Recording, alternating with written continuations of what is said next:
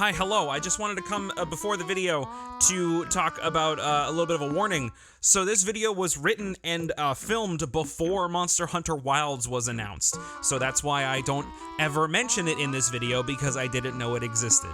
Yeah, if you want to watch my reaction and a little bit of a discussion about Monster Hunter Wilds, you can click the link in the description.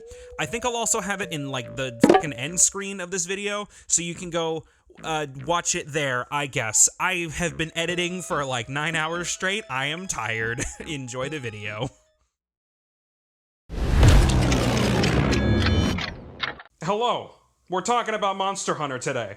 And I'm actually really excited to start talking about Monster Hunter today, because, like, there's so much energy surrounding it, you know? There's so much stuff you can talk about. The ecology, the monsters themselves, the weapons, tactics, you know, all these kinds of things. And over here, I have my little script right here on my laptop, so let's just see what we're talking about today.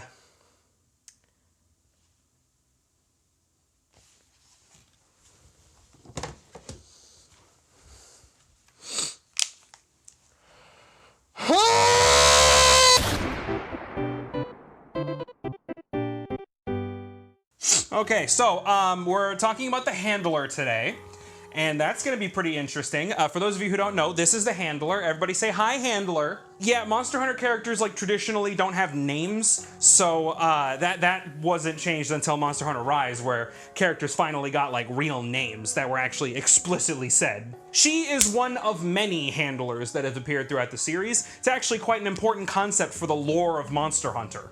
And this handler is actually incredibly important. She's your partner in crime, pretty much. Crime in this case being murdering innocent creatures. She's always there to help you with quests, cook food for you, manage your relationship with the guild. All very important things within the grander world of Monster Hunter. And a lot of people despise this bitch. But why is that? We're gonna get to that here in a second, but first let's start with some backstory.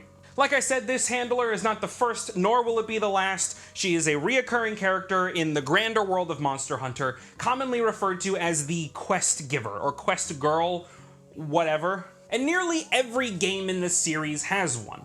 Plenty of examples: the Moga Sweetheart, Guild Marm, the Poke Village Chief, the Sexy Kimura Twins.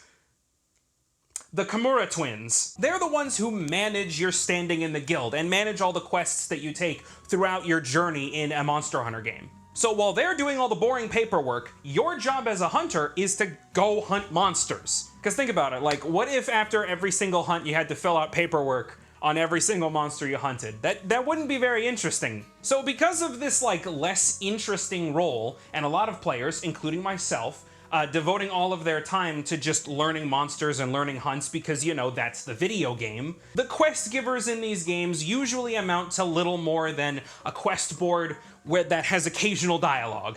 You get a little spout of dialogue here and there. That's really about it with these characters. But what's the difference with the handler specifically? Why has this specific quest girl gotten so much ire from the greater Monster Hunter community? Well, there's a lot of reasons, a lot of them being just blatant misogyny, but one of the key reasons is that Monster Hunter World takes a lot of effort to expand upon the characters and world building of Monster Hunter as a series. And this includes cinematic cutscenes. Now, cutscenes aren't strange to Monster Hunter. There's plenty of Ecology cutscenes and little battle introduction cutscenes and things like that that happen throughout the series. But World is different because it is trying to tell a story of your hunter and your handler. At the very beginning of Monster Hunter World, it establishes that every hunter in the new world also has a handler to take care of all the paperwork and stuff like that. Now, this is actually how it works in all the other Monster Hunter games, it's just that in this one it is explicitly stated. Like, in Monster Hunter Tri, the Moga Sweetheart, the quest giver in that game, is already in Moga Village and you arrive after her. So there's not really that, like, connection there, but World, yeah, no, you two are a team, you're making it through this, like, brave, unexplored new world, and you're stuck with each other. She's kind of like the Na'vi of this game, in both the good and bad ways. Now, the issue with the handler is that she's kind of an airhead. And I mean that, like, parentheses derogatory. Like, this bitch really doesn't think, or at least it doesn't seem like she thinks. There are several examples throughout the plot of Monster Hunter World that are basically just the handler getting in trouble and you gotta go save her. And the unfortunate part is that during gameplay, it's the same as all the other quest girls. She's just a board that you take quests from that you occasionally get dialogue from. Functionally, there is no difference between the handler and a fucking slab of wood right in front of the blacksmith. So why even fucking bother, like, talking to the handler at all if she's not gonna offer you anything unique, right? Well, here's the thing. Like a lot of the other quest givers in Monster Hunter, she actually has a fairly complex backstory. And I'm not saying this is like Disco Elysium levels of complexity or anything. Just like, she has motivations, you know what I mean? That's a leap from usual Monster Hunter characters of just, I'm the chief and I'm gonna fucking do this thing here. Like, Monster Hunter's not known for its gripping story, you know what I mean? But if you like actually pay attention to what's going on, something I never do in these games, you'll find that the handler actually is quite intelligent and quite capable of doing a lot of things. For God's sakes, like, half the reason any of the plot progresses in these games is because the handler, like, finds some little bit of research and figures everything out on her own. So if she's like just a character with motivations and agency within the story and is pretty much the catalyst for why things happen in the game, why is she always just portrayed as this ditzy fucking klutz that just gets almost eaten by a devil Joe on several occasions? It's just pure wasted potential. Now, I'll admit, I'm not exactly the best person to come to when it comes to character story progression and writing and narrative direction, you know? Especially when it comes to video games. Like, I'm no writer. And you know, I'm not one to sit and read dialogue, especially in a Monster Hunter game. Because if I'm playing a Monster Hunter game, I want to get my fucking hammer and I want to bash a Rathalos' skull in. I'm not going to sit and talk to the handler about whatever the fuck she's been eating for the past 2 weeks. Like, I don't care. Get the fuck out of my way. Let me go do my hunts. But one of the things that actually, like, really fascinates me about Monster Hunter is the fact that its ecology is so well thought out. Like, it's not perfect. You got some wild offshoots like Valstrax who, as far as I'm concerned, have very little explanation for how they work. But when it comes to things like a Nursilla, like, okay, stick with me on this. The Nursilla is a giant spider introduced in Monster Hunter 4. And this spider is particularly weak to thunder-based ailments. So what does it do? It specifically targets Gypsaros. This wyvern, in particular, has rubber skin. So the Nursilla, knowing that the Gypsaros is invulnerable to electric-based attacks, kills them, skins them, and wears the skin as a protective shawl. And then it also gains, like, poison-based abilities because it's wearing the skin of its prey. Like, that's fucking metal, right? Yeah, it's no, like, Grammy-nominated fucking explanation for anything, but it's still an explanation. It shows that the developers actually cared and thought out how the ecology would work when designing this fucking spider. And during the course of gameplay, you can break off the Nursilla's, like, protective rubber coating and then get access to dealing a fuck ton of damage with thunder-based attacks. So if you know what you're doing and you study the ecology of these monsters, you can apply that knowledge to your gameplay. That's really cool. There are very few series I can think of that, like, put real thought into how this ecosystem they're developing actually works. And there's even less of them that I can think of that take that information and use it in gameplay. So, okay, you have an ecology system that is well thought out, and you have monsters that are designed around the rules of this fictional world, and you've got all this stuff going on here. Then you also have a character that's entire purpose of being in this game is to research and catalog discoveries in a new, unexplored land. These two don't connect at all in terms of gameplay. It only connects in cutscenes. What the fuck is that? This example that I'm giving is how I would fix the handler. And you'll notice that in the title of this video, there are big quotation marks around the word fixing.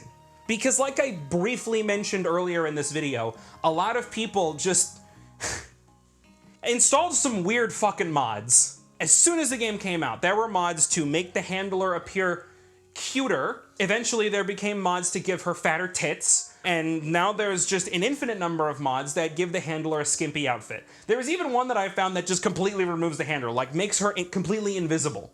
Not gonna lie, I thought that one was pretty funny. But this video isn't about like fixing the handler, it's just about giving her more time for her personality to shine, as well as give her some functionality in the gameplay loop.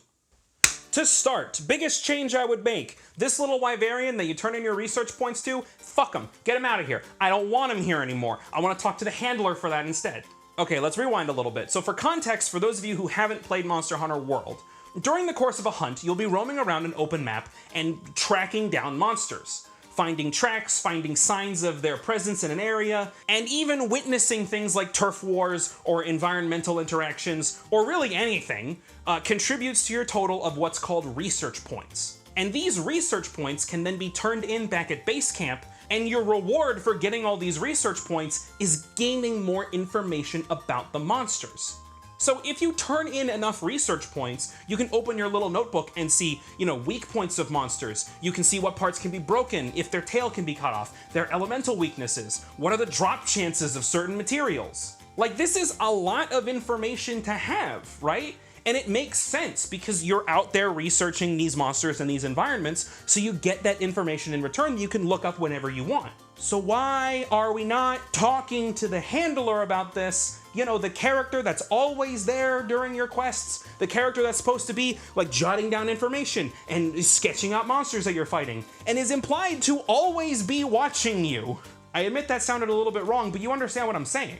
Because the handler has already been shown to be adept at research and cataloging things and making a mountain of information this digestible little packet. Why isn't she the one who's writing all this info in our books? She's the one who's supposed to be doing the bookkeeping after all.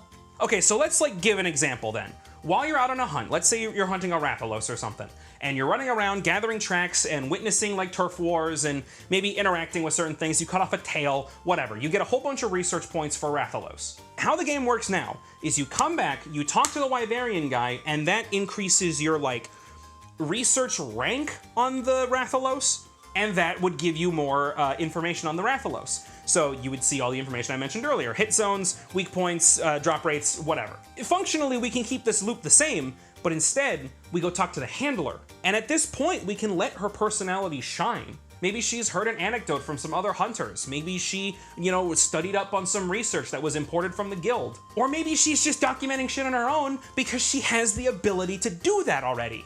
And then, here's the kicker. So you have all this dialogue here that really lets the handler shine in terms of how competent she really is. You also let her give the player tips on how to be a better hunter. And I'm not saying oh, if you hit the Rathalos here, you will do extra damage. No, I mean ecological hints. This is the tentative name that I'm calling this mechanic because I really couldn't think of a better one, so you're stuck with it. I'm stuck with it, we're all stuck with it.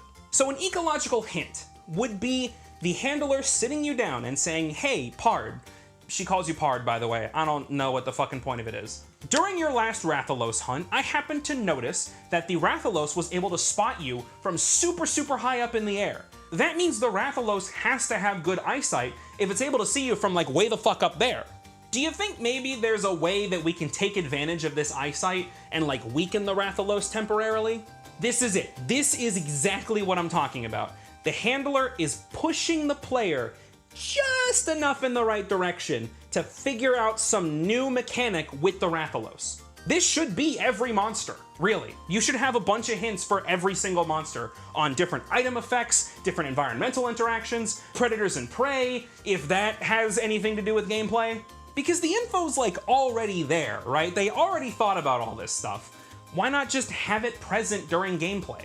And the most important part of this is that the handler would never explicitly say what that weakness is. That's a trap that you can fall into, and I don't want that to happen. Because if the handler were to come out and say, hey Pard, I noticed this interaction, maybe if you tossed a flash bomb, it could weaken the Rathalos. That robs the player of this beautiful aha moment. Because you have the buildup, right? You have the handler talking to you have her presenting information to you, and you have her giving you that little hint. And then maybe if you think about it enough, you're oh, well, flash bombs are kind of a thing. Maybe if I bring a flash bomb with me, into a hunt, maybe if I craft one while I'm out in the field even, and I throw that flash bomb, hallelujah, Rathalos is fucking stunned because yeah, its really good eyesight is easily susceptible to being taken advantage of with a flash bomb, like literal like think fast, Chuckle Nuts. Then it falls down and you have this perfect opening.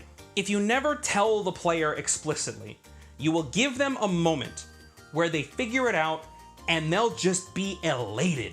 Or maybe they'll never figure it out. Maybe they'll just continue to be unga bunga and just smash it without even thinking about their loadouts. Unfortunately, that's just how some players are, and I'm no exception to this. Or like the player will just look it up and see like innumerable number of Monster Hunter YouTubers just telling you what the solution is. It's not as satisfying to just be told the answer.